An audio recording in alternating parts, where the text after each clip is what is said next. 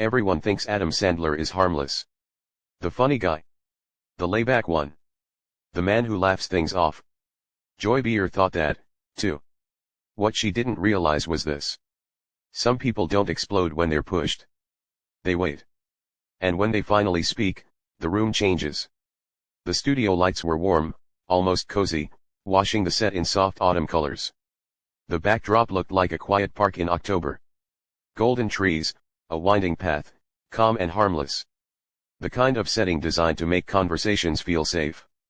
Adam Sandler sat comfortably in his chair, legs relaxed, hands folded loosely in front of him, navy blazer, dark shirt, no tie. He looked exactly like people expected him to look, casual, approachable, unbothered. Joy Behar sat across from him, angled just enough to feel confrontational without appearing aggressive. She wore a polite smile, the kind that never quite reached her eyes. Whoopi Goldberg finished the intro smoothly. Our next guest needs no introduction. Applause filled the studio. Adam nodded once, a small smile forming. He thanked the audience, joked lightly about being awake this early, and the crowd laughed on cue. Everything was normal, too normal. Joy leaned forward, clasping her hands. So, Adam, she said, voice light but sharp around the edges. You've been making movies for what, 30 years now? Adam smiled. Something like that, yeah, and you're still doing the same kind of roles, Joy continued. The funny guy, the man-child, the goofy voice. Ever get tired of that? The question landed gently, but not accidentally. Adam tilted his head, considering. I don't know. People seem to enjoy laughing. I do, too. A ripple of laughter from the audience. Joy didn't smile. But don't you ever want to be taken seriously? She asked. I mean, real actors chase challenging roles, awards, legacy. Adam shrugged. I like making people laugh on a Friday night. Joy nodded slowly as if indulging a child. That's nice. But some people would say that's playing it safe. Adam didn't react. He picked up his mug, took a small sip, set it down carefully. Well, he said calmly. Safe isn't always bad. Whoopi jumped in, sensing the itch. Comedy is hard, she said. People underestimate that. Joy waved a dismissive hand. Sure, but let's be honest. There's comedy and then there's that. She gestured vaguely as if Adam's entire career could fit inside the motion of her wrist. The audience laughed again, this time more uncertain. Adam's smile stayed in place, but it thinned just a little. You know, Joy continued, some critics say your movies are comfort food. Empty calories. Fun but forgettable. Adam nodded slowly. Comfort food feeds a lot of people. Joy raised an eyebrow. So, you're okay with not being important? There it was. The first real push. Adam looked at her. Really looked this time. Not offended, not angry, just attentive. I think if someone laughs with their kids, he said evenly. That matters. Joy leaned back, crossing her arms. That's one way to look at it. The room felt different now, quieter. The laughter had stopped coming automatically. Adam stayed relaxed, but something had shifted. His answers were shorter, his eyes steadier. Joy noticed. She always did. So tell me, she said, voice tightening just a bit. Do you ever worry that people don't take you seriously because, well, you train them not to? Adam smiled again. This time it didn't reach his eyes at all. People can think whatever they want, he replied. That's kind of the job. Joy studied him, clearly unsatisfied. This wasn't the reaction she wanted. Not yet. The conversation moved on to a new project, to family, to fame. But the tone had changed. Joy's questions grew sharper, more pointed. Each one just a little closer to the bone. Adam answered them all calmly, politely, patiently. But beneath the jokes and the relaxed posture, something was building. And Joy Behar, confident, comfortable, convinced she was in control, had no idea how close she was to crossing a line that Adam Sandler would not laugh off. Whoopi tried to keep the rhythm light. She asked Adam about his kids, his friendships, the way he'd stayed grounded in an industry that eats people alive. Adam answered with that familiar, low-key warmth. Short stories, little jokes, a shrug that made the audience feel like he was one of them. But Joy wasn't done. Not even close. She kept watching him the way a person watches a door they plan to kick open. So Joy said, tapping a finger on her cue cards. You've worked with the same circle of friends for decades. Rob Schneider, Kevin James, David Spade, the whole crew. Adam nodded. Yeah, they're my guys. Joy smiled. Some people might say that's nepotism with better marketing. A few nervous laughs. Adam's expression didn't change, but his eyes narrowed slightly. They're talented, he said simply. Are they? Joy asked too fast. Or are they just around? Whoopi glanced sideways. Sarah and Alyssa both shifted in their seats. The audience's energy tightened again, like they had all collectively leaned forward without meaning to. Adam breathed in through his nose, slow, measured. We like working together, he said. It's not complicated. Joy's smile widened, pleased at the tension. It's not complicated for you, but for actors who don't have a built-in club, might feel a little different. Adam gave a small chuckle. You want me to apologize for hiring my friends? Joy tilted her head like she'd caught him. I want to know if you've ever considered that your success is insulated, that you don't really risk anything. That word risk hung there. Adam's jaw moved once, like he was chewing on the thought. I risk plenty, he said quietly. Joy pounced. Like what? Your reputation, please. You're America's pajama boy. People will forgive you anything. You could release a movie where you literally read a phone book for 2 hours and Netflix would still pay you. The audience laughed bigger this time because the line was designed to get a laugh. But Adam didn't. He just stared at Joy for a beat too long. Then he smiled thin and controlled. You ever watch a phone book? He said. Some great names in there. A ripple of laughter again, but it didn't release the tension. It just disguised it. Joy didn't blink. I'm serious, Adam. At what point do you stop coasting on goodwill and actually challenge yourself? Whoopi stepped in firm. Joy, he's made serious films, too. Sure, Joy said, waving her hand. A couple, but then it's right back to guy falls down, makes a fart joke, gets the girl. Adam's eyes flicked briefly toward the audience. He heard the murmurs. He heard the discomfort. He could feel the show slipping away from fun interviews. And Joy looked happy about it. Adam leaned back, clasped his hands together, and said carefully, why does it bother you so much that people laugh? Joy's mouth twitched. It doesn't bother me that people laugh. It bothers me that you're rewarded for doing the bare minimum. There was a small audible "oh" from somewhere in the audience. Adam nodded slowly as if she'd made a fair point. Then he asked almost conversationally. You ever meet someone who laughs because they're trying not to cry? Joy paused just a fraction. Sure, she said, but that's not. Adam continued smooth and calm. Somebody loses a parent. Somebody's marriage is falling apart. Somebody's kid is sick. They put on a dumb movie to turn their brain off for 90 minutes. That's not the bare minimum to them. Joy's eyes sharpened. So now you're a therapist. Adam smiled politely. No, I'm a guy who makes movies. Joy scoffed. A guy who makes movies and wants to be praised for being a decent human being. Now the audience was silent again. Whoopi cleared her throat. Let's talk about the new. Joy cut her off. Wait, one more thing. Whoopi's face tightened. Joy. Joy didn't care. She leaned in, voice slightly lower, more intimate, like she was about to share something real. People love you, she said. They think you're this sweet, humble guy. But off camera, are you actually like that, or is it another persona like the movies? Adam's eyes didn't move. What do you mean? He asked. Joy shrugged. I mean, Hollywood's full of nice guys who aren't so nice, and you've been protected by your image for a long time. The implication landed like a slap without the sound. Alyssa's eyes widened. Sarah's lips parted. Even Whoopi looked startled now, like Joy had stepped over a boundary that wasn't written down. But everyone understood. Adam's mouth opened slightly, then closed again. He didn't react the way Joy wanted. Not yet. Instead, he smiled, calm, almost gentle. Joy, he said, voice quiet.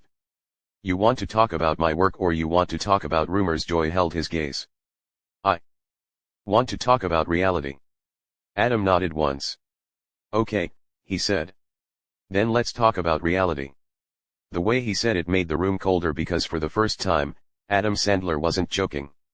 And Joy Behar, still convinced she was steering, didn't notice that Adam had just taken the wheel. Not until he leaned forward, set his mug down with a soft clink, and looked at her like she was the one sitting in the hot seat now. And the audience could feel it. Something was about to happen. The studio felt different now.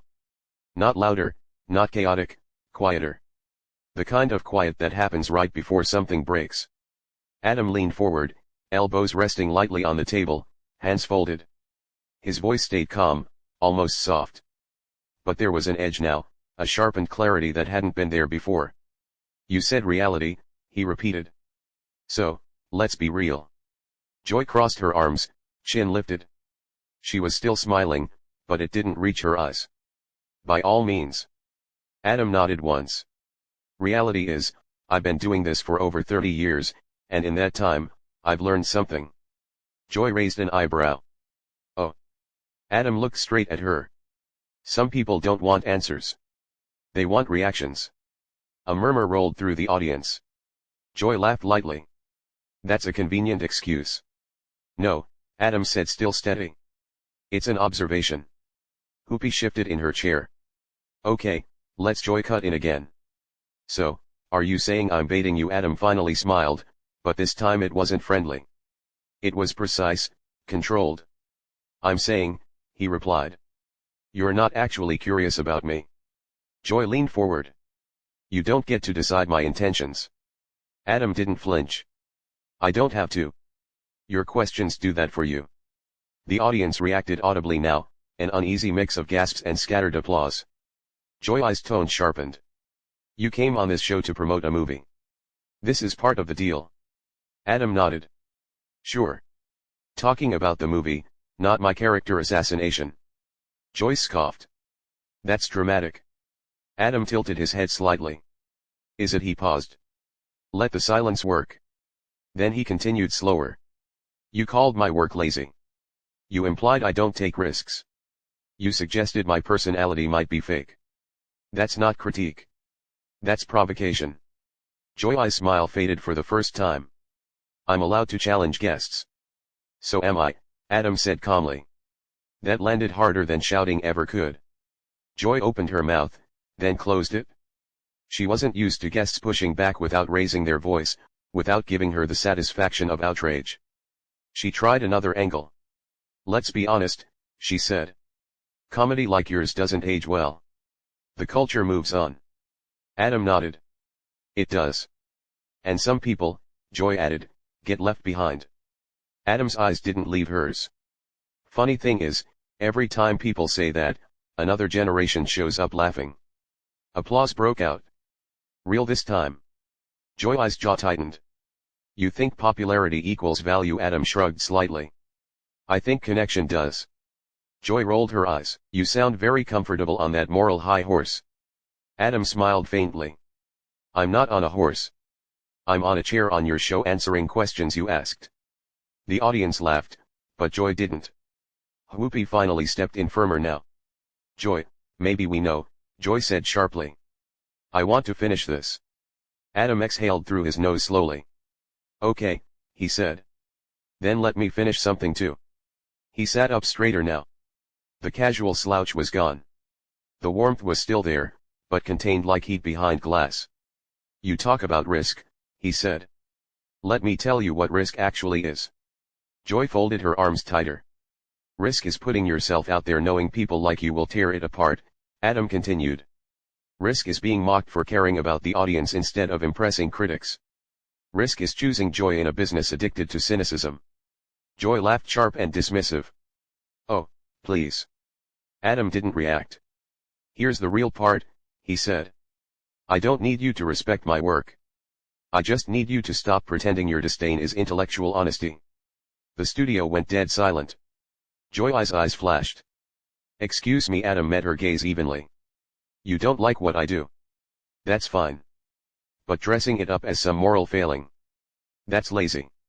A collective "oh" rippled through the crowd. Joy's voice rose. You come on my show and call me lazy. Adam shook his head. No, I said the argument is. Joy pointed at him now. You think because you're beloved, you can talk down to me? Adam's voice dropped, cool, sharp. I think because I'm sitting here calmly while you keep escalating. The audience can see exactly what's happening. That was the moment Joy leaned back, lips pressed thin. She glanced briefly at Whoopi, then back at Adam. You know what, she said. Maybe you should take your sensitivity back to your sandbox movies. A few gasps, a few uncomfortable laughs. Adam looked down at the table. For a second, it seemed like he might let it go. Then he looked back up and the smile was gone. Joy, he said quietly. I've been respectful. I've answered every question. I've taken every jab. He paused. But I don't sit through insults disguised as commentary. Whoopi's eyes widened.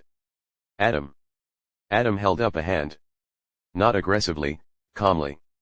I'm done being a punching bag, he said. The words weren't loud. They didn't need to be. Joy opened her mouth to respond, but Adam was already standing. The audience erupted, half applause, half stunned silence. Adam picked up his jacket, looked once more at the table, then at Joy. Good luck with the rest of the show, he said evenly. I hope the next guest gives you the reaction you're looking for. He turned and walked off the set. Cameras scrambled to follow him.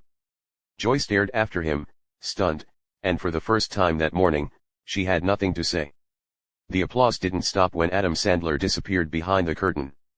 It grew, not wild, not celebratory, uncomfortable, heavy, pointed. Joy sat frozen, one hand still hovering above the table, as if she'd been about to make another point.